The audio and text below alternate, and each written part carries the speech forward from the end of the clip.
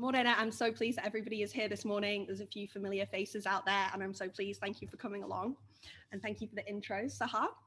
You guys hyped me up. So Laura asked me to do this a while ago and my instant reaction was, yeah, that sounds great, but maybe later, not right now, a bit busy. But I decided to eat the frog first. So I'm wondering if any of you have heard this expression before, because I'm paraphrasing a little bit. Mark Twain said, if it is your job to eat a frog, it's best to do it first thing in the morning. So he's talking about doing the difficult thing sooner rather than later. Don't procrastinate. Now, that's all very well and good, Mark, but personally, I am not a morning person. Sorry, crew. I've often been known to sample frogs in the evening, around midnight, 2 a.m., or maybe let's just leave it till tomorrow. Yeah, it's not that important. But weirdly, the hard task doesn't actually taste any better when you leave it that way. In fact, it's often worse. So I'm here this morning to talk to you on the theme of procrastination, AKA pond life. And trying out visual note-taking was a thing that I procrastinated on for a really long time.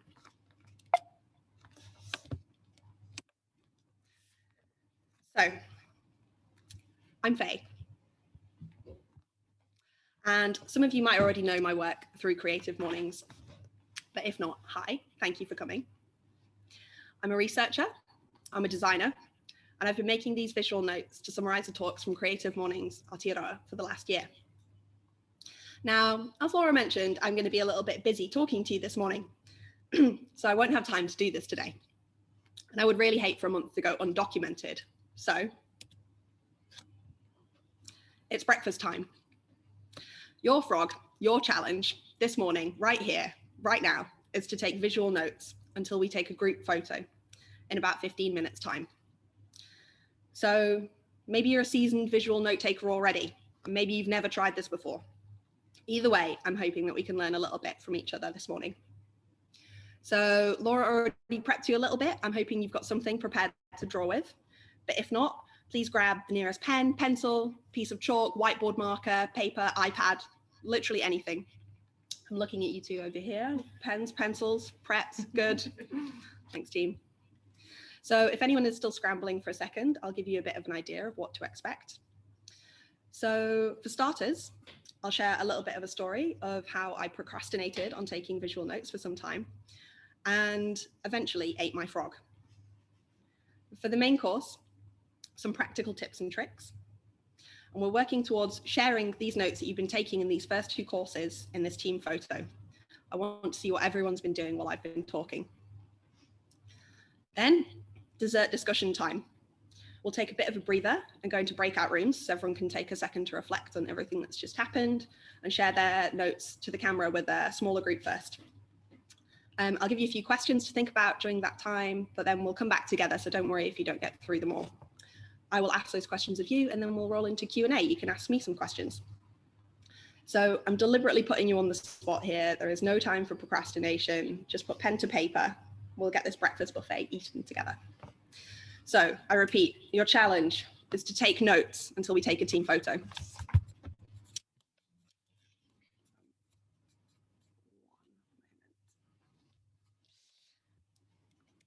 Ready? Everyone got pens? Yeah.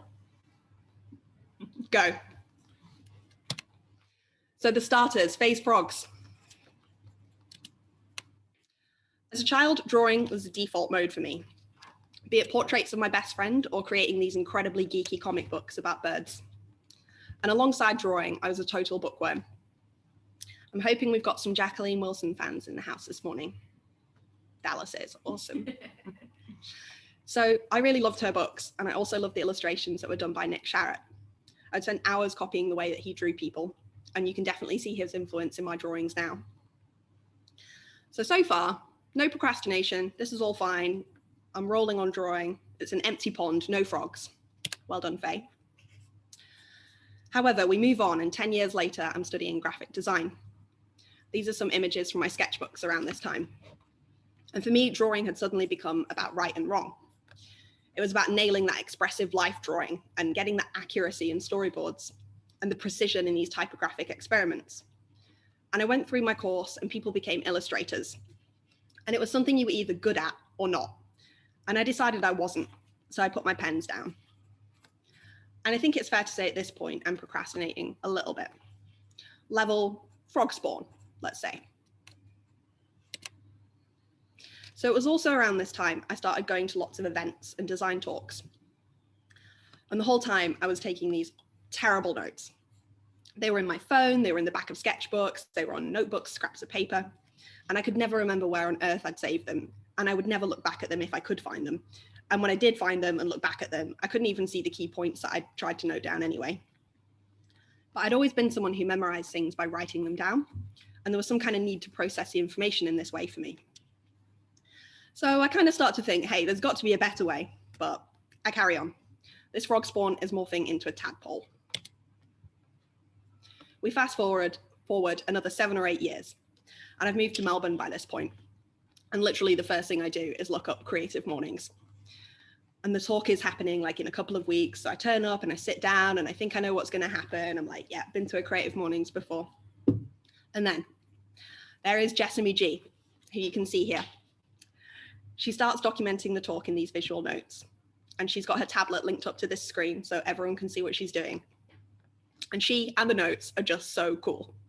You can see her work down here on the left. I think she's amazing. And every month I go and I think, oh, I'd really love to give that a go. That looks great. But it also looks like you need to be really good at illustration.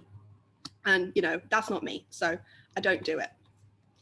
And I think it's safe to say at this point that this procrastination tadpole has kind of got little legs sprouting out the back. So another few years go by and I pivot my career. I'm into service design and research. And I start doing courses and workshops and with all of these hands-on methods. And all of a sudden I'm reintroduced to the idea of drawing as just a tool for communicating ideas. Literally anyone can do it. You need a Sharpie, some paper, probably a bit of time pressure. And before you know it, you've scribbled out this whole visual story of how your idea works. And people understand it way more quickly than if you'd sat there explaining it with words. And at this point, I'm also really trying to hone my listening skills for interviewing. And I'm really into the idea that being able to hear and summarize the key points that someone said is a really useful skill. I moved to New Zealand and I discovered the work of researcher Nick Beaumast, who you can see over on the right-hand side here. So he goes out and does field research with all of these people.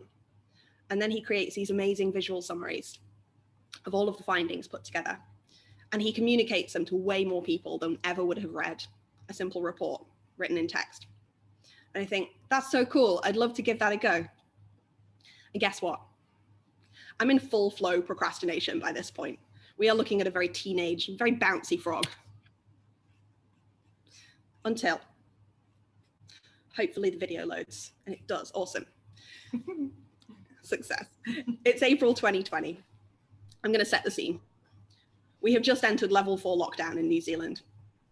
It's 8 o'clock on a Friday morning.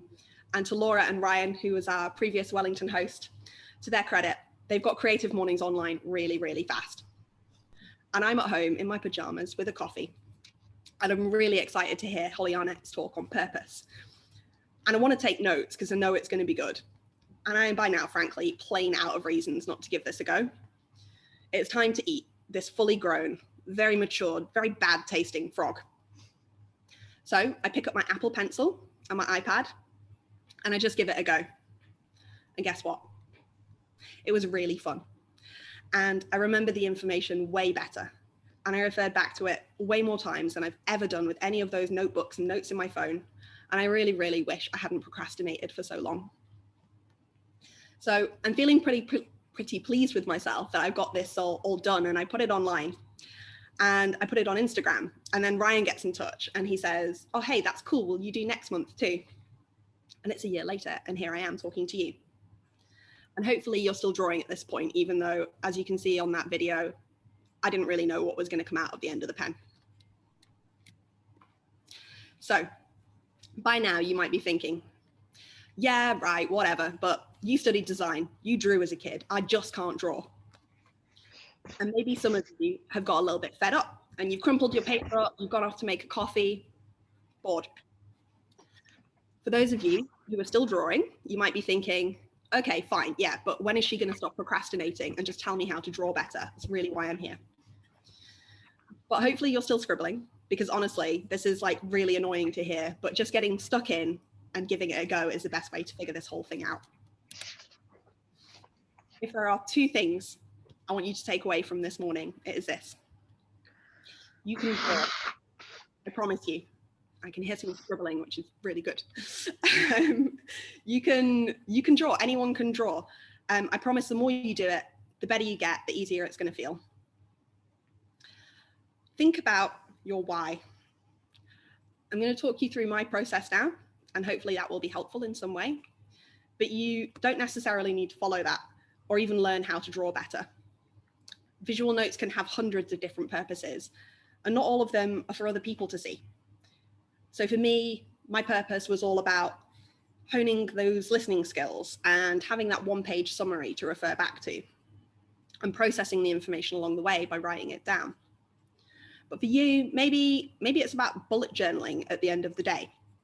Maybe it's not about following somebody speaking live. Maybe you've just had a really awesome meeting at work and you want to kind of jot down the key points that you came away with. I'm really curious to hear about any ideas that you might have. So to steal the line from Holly and Simon Sinek, if you can find your why when it comes to visual notes, it might take some of the pressure off the next part. But with that being said, time for the main course. You've completed section 1, everybody, 1 to go, well done. Here's a little bit of a summary of what I've learned over the last year. So from my first Creative Mornings notes with Holly to the most recent with Jade Karke. This is a summary of her amazing talk from March. I'm going to break it down step by step to show you my process and approach. Bear in mind, this is by no means the only way of taking visual notes. As you do more, you'll find your own style, tools, methods, and to be honest, mine is still evolving too. So before we start anything, we need to prep. Always the annoying part, but very necessary. So purpose, we already talked about this a little bit, but it will affect some of the following decisions. Is it for yourself? Are other people going to see it? Do you need to share it? This might affect some of your next choices. It's worth just giving it a little bit of time. So tools. Personally, I use an iPad, an Apple Pencil, and an app called Procreate. But you can use literally anything. It doesn't have to be fancy. You can use pen, paper, pencils, a whiteboard. Maybe you do have digital tools that you're really comfortable with, and that's great. But I can definitely tell you a pencil that runs out of battery is not always your friend. So timing. If it's going to be a live session, how long is it going to be? This will give you a bit of an idea of how to structure the space. And if it's not live, I would definitely recommend giving yourself a bit of a time limit anyway. It just keeps things moving and it stops you from dwelling on the little details, trying to make it perfect. Grids, I'll go into in a second. A total hang up from my graphic design days. I'll tell you more. So this is what it looks like in the beginning, the very beginning of the notes for Jade's talk. This is the grid. It might not look particularly professional, but it's mine. So not everybody will want or need one, but this really helps me. It gets me over the fear of the blank page. There's something on there already, I've started. And if you haven't used one before, you can think of it a little bit like a comic book. So think about it as like each little square as part of the story. And when you bring it all together, you have the whole story. So I mentioned I use Procreate, which has different layers. It's a bit like Photoshop if you've used that. But if you're on paper, just stick another sheet of paper underneath maybe, put like thick marker on it. You should be able to see it through the other side. If it's on a whiteboard, you could just rub out the lines later. So I use the grid to start to figure out where I want everything to go. So the title, maybe I leave a little section for the Q&A. Maybe I put a section for social media tags and like the date, that kind of thing. What I'll do then is try to give myself a bit of a guide for the timing, as I mentioned before. So I'll kind of break it up. Say it's a 20-minute talk. I'll be like, we could probably cover this area in 5 minutes, 10, 15, 20, and then hopefully everything will be evenly spaced. That does not always go to plan, let me tell you, but it helps to have an idea to start with. The next thing I'll do at this point is save a little bit of space for any details that I might want to do afterwards. So I often like to do a doodle of the speaker, little kind of effort at a portrait. I do not do that in the moment, I do it later on, but I just save some space. So you're all prepped. Excellent, you're ready to go. Drawing, during, note-taking, it's time to go. We come back to timing. I'm gonna keep banging on about this, but this is where that grid and those numbers might come in handy. So I sometimes put my phone as a timer next to me to keep me in line, because it's kind of hard to remember where you're up to in timing when you're listening to somebody, but it's absolutely not an exact science. Some speakers will give you all of their key points up front, and some will pepper them throughout, and some might put them all at the end. So you kind of have to be a bit flexible. But this is where your listening comes in. So you are absolutely not trying to capture everything. This is an exercise in listening where you're trying to note down the most interesting or important things that the speaker's saying. And some of these might be facts, figures, names, references, the kind of thing that you want to remember later. If you are doing it live and you mishear something or you didn't quite catch it, I will quite often just leave a space or draw a circle or something to come back to later. There's usually a way of finding it out. And then finally, the drawing, the scary part, potentially. So bear in mind, you don't have to draw everything. Otherwise it will turn into this kind of strange game of Pictionary. You'll be trying to figure it all out later and decipher it. The drawing and the text are really there to complement each other. So sometimes just like a really well-placed arrow, a circle, some highlighted text or text in a box, that'll really do the job nicely. Having said that, I'm going to share with you my new favorite tip. So I went to a Sketchability, previously Sketchability, now Sketchnote Community New Zealand, which is a meetup group. I went to one of their events recently, and I picked this up from Meg, so thank you, Meg.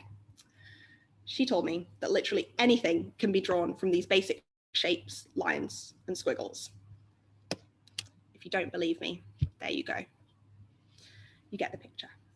And that's my terrible joke to remind you that we have an upcoming group photo, so I really hope you're still drawing. So over time, you'll develop these into a bit of a shorthand and think simple is usually best. Think about them more like symbols and icons, like emojis. Kind of takes the pressure out of them being full-on sketches. But we'll go back to Jade's talk. And I'll just show you a little bit of how this pans out over those 20 minutes.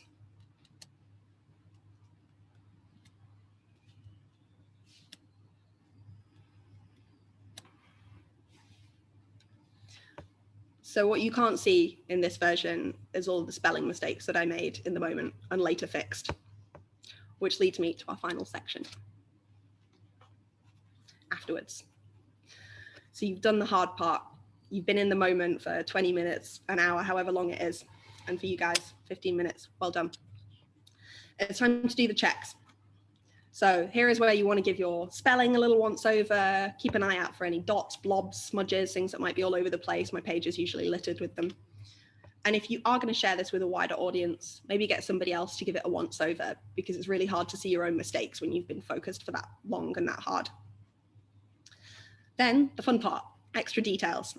So this is a part where if you do want to tackle something a little bit more challenging, now is the time. So this is where I'll do my little portrait of the speaker, or maybe add a border to the page so that it kind of just sits a little bit more cleanly. And then it's time to add color. And this is one of your most useful tools as a visual note taker. And I'll explore this more in a second. So I just mentioned all of my spelling mistakes before, and I just wanted to show you kind of what happens in the moment. So I'll create an extra layer in my app. Again, you could do that in a lot of different ways if you're using something analog. And I'll just kind of throw a circle around anything that I want to check or I'm not that sure about later. This could be the details, the spelling, those figures. Then it's time for the fun part. I tap into my inner Nick Sharratt and have a go at drawing the speaker.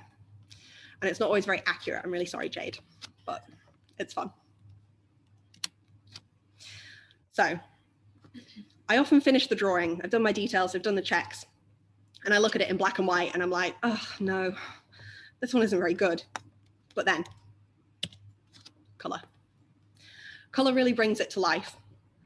I try to take a bit of inspiration from the speaker. Maybe they've used certain colors in their slides, or maybe, you know, their personality or what they're wearing. And I choose some colors based on that. At this point, I'm really just trying to bring the whole thing together. So I use the color to help direct narrative around the page. I'll use color to kind of highlight key sections and points to help you read the information. So for example, I'll try to bring out headings, numbers. If there's like 3 main things they've talked about, I'll kind of focus in on the numbers. I'll highlight names, and then I'll just use it for a bit of fun for kind of details and color as well. So I'm doing this on separate layers in my app, but if you're using analog, you could do highlighters are a really good tool for this, colored pencils. And even if you don't really have any color, you could just use like a combo of pen and pencil to create a little bit of depth in the drawing, some bits a bit more bold. But have a play around. I'm really curious to hear what works for you. But for now, pens down, or keep going, totally fine. Mop your brows, but the challenge is over. Congratulations, everybody. You ate the frog. I ate the frog. Nobody procrastinated this morning. We made it.